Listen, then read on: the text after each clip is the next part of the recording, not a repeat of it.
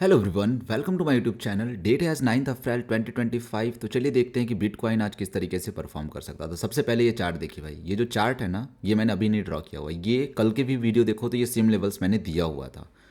जो मैंने टारगेट दिया था सपोर्ट का, एकदम पिन पॉइंट वहाँ तक आया भाई। मैंने बोला था 74,500 तक आएगा और 74,500 तक आया। यहाँ से सपोर्ट लेके देन ऊपर के साइड गया। ठीक है, अगर आपको बिलीव नहीं हो रहा तो आप जाओ 8 अप्रैल 2025 का वीडियो देख लो, आपको ये सेम लेवल मिलेगा। अभी इसके अंदर, इस चार्ट के अंदर मैंने कुछ भी चेंजेस नहीं किया हुआ है। ठीक है, तो चलो अब देख लेते हैं कि बिटकॉइन का किस तरीके से मार्केट का एनालिसिस है, क्या क्या मार्केट में फालतू न्यूज़ चल रही है और कौन कौन से इंपॉर्टेंट फैक्टर्स है जिसकी वजह से बिटकॉइन की जो प्राइस होती है वो अफेक्ट हो सकती है।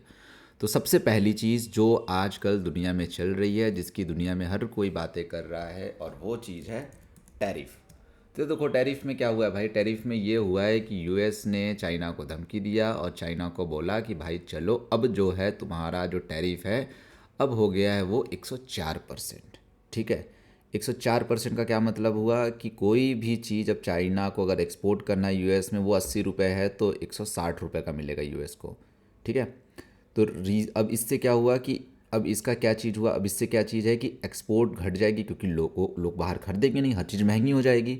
तो चाइना के जो सामान है उसकी डिमांड कम हो जाएगी। डिमांड कम होने से क्या होता है कि अब वो कंपनी कम बेचेगी तो इकोनॉमी में असर आएगा। ठीक है, तो अभी एक तरीके से ना वॉर चल रहा है। अभी चाइना ने इसका रिप्लाई नहीं दिया, बस चाइना ने ये कहा है कि भाई देखो फालतू चीज़ों से हम डरते वरते नहीं है, जो होगा देखा जाएगा। और ऐसे एग्रेशन चाइना पे काम नहीं करता है। तो अभी देखो ये इंटरेस्टिंग चीज़ है और बाद में देखने वाली भी चीज़ है कि किस तरीके से चाइना इसको टैकल करता है और क्या यूएस और टैरिफ बढ़ाता है या नहीं बढ़ाता है। क्योंकि ये रेसिप्रोकल टैरिफ है, रेसिप्रोकल टैरिफ मतलब चाइना और बढ़ाएगा तो यूएस और बढ़ाएगा, और ये चलता रहेगा। कब तक चलेगा भगवान जाने, बट द पॉइंट इज़ कि टैरिफ का गेम अभी ऑन है और दुनिया में सबकी लगी पड़ी है। ठीक है, तो चलो हमें देखो दुनिया के न्यूज़ उससे ज़्यादा मतलब नहीं रखना, अपने को लेवल टू लेवल करना है। अगर कोई बेकार न्यूज़ आ रही है, कुछ भी आ रही है, तो भाई वो अपने को चार्ट में दिख जाएगा, एज सिंपल एज दैट। ठीक है, अगर मैं चार्ट में पहले जाऊँ, जब दुनिया में सब लग रहा था कि ठीक ही चल रहा है, क्या ही दिक्कत है, तो चल रहा था ना बिटकॉइन 1 लाख के ऊपर। अगर मैं इसको 4 घंटे के चार्ट पे आपको दिखाऊं तो आपको दिखेगा कि भाई जब बढ़िया चल रहा था, कोई दुनिया में कुछ चल नहीं रहा था, थोड़ा डर वर ही था, इकोनॉमी वाला दिक्कत नहीं था, तो गया था बिटकॉइन ऑल टाइम हाई। फिर उसके बाद दुनिया में दिक्कतें चालू हुई, फिर ये टैरिफ आया और टैरिफ होते ही जो मार्केट ने जो क्रैश किया वो आप सब देख रहे हो। ठीक है, सो ये काइंड ऑफ एक छोटी सी इन्फॉर्मेशन थी, ज्ञान था जो मुझे बोलना था, मैंने आपको ज्ञान दे दिया। अब आते हैं चार्ट पे और देखते हैं कि इंपॉर्टेंट क्या क्या लेवल्स हो सकते हैं। तो देखो लेवल्स अभी भी वही सेम है, जो इंपॉर्टेंट जो लेवल्स जो पहले थे वही वाले इंपॉर्टेंट लेवल्स है। सपोर्ट कहीं ना कहीं अभी 74,500 के आसपास है। ठीक है, अभी ये जो पहला रेजिस्टेंस, अगर यहाँ सपोर्ट जाता है तो जो पहला रेजिस्टेंस अप्रॉक्सीमेटली 77,500 यानी 1,000 पॉइंट ऊपर था।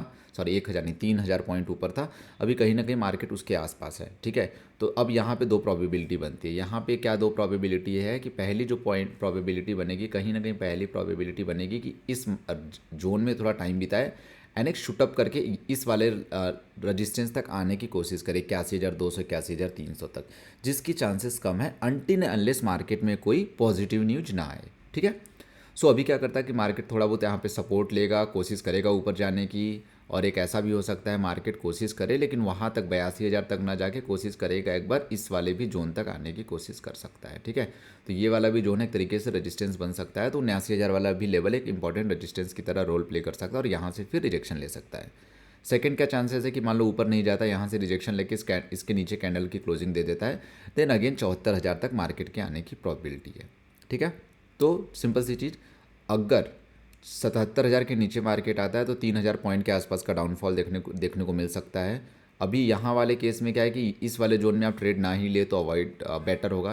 कौन से जोन में, ये वाला जो पूरा जोन है ना, इसमें ट्रेड ना ही ले तो बेहतर है, यानी kind of no trade zone.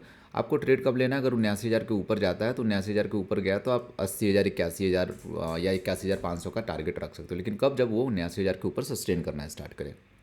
ठीक है, तो ये था एक लेवल अप साइड का और ये डाउन साइड का। तो देखो ये जो जितने भी लेवल्स है ना कहीं इस रेंज के बीच में, अगर मान लो कि ऐसा कुछ होता है, क्योंकि यार देखो मार्केट काफ़ी वॉलेटाइल है, तो ऐसी भी प्रोबेबिलिटी आ सकती है कि यार 74,000 75,000 के तो नीचे गया चला गया, तो उस केस में थोड़े नीचे के भी लेवल्स देख सकते हैं कि क्या एक इंपॉर्टेंट लेवल्स प्ले कर सकता है, जहाँ से क्या करता है कि मार्केट अपने को और दे सकता है।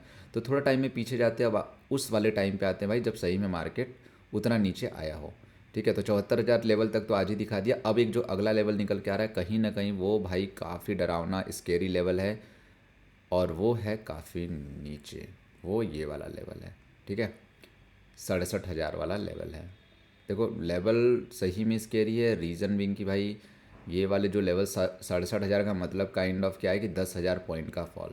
तो अगर 74,000 का ब्रेकडाउन हुआ तो एक अच्छी खासी प्रोबेबिलिटी है कि मार्केट 70,000 के भी नीचे जा सकता है और फिर 66 या 67,000 के आसपास से सपोर्ट ले सकता है। देखो सपोर्ट के रीजंस कुछ ये भी है, जैसे 74,000 के आसपास के बाद ये वाला रीज़न, लेकिन वो उतने स्ट्रॉन्ग नहीं है।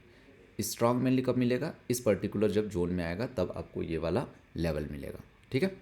सो आई होप आपको आइडिया लग गया कि किस तरीके से आपको प्लान करना है trade.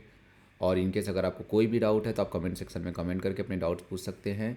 Thank you for watching this video. अगर आप इस चैनल पे नए हैं तो प्लीज़ लाइक और सब्सक्राइब करिए ताकि ऐसे कोई भी इंपॉर्टेंट वीडियोज़ आप मिस ना करें और आप अच्छे से अपना वेल्थ को बढ़ाते रहें। Thank you for watching this video.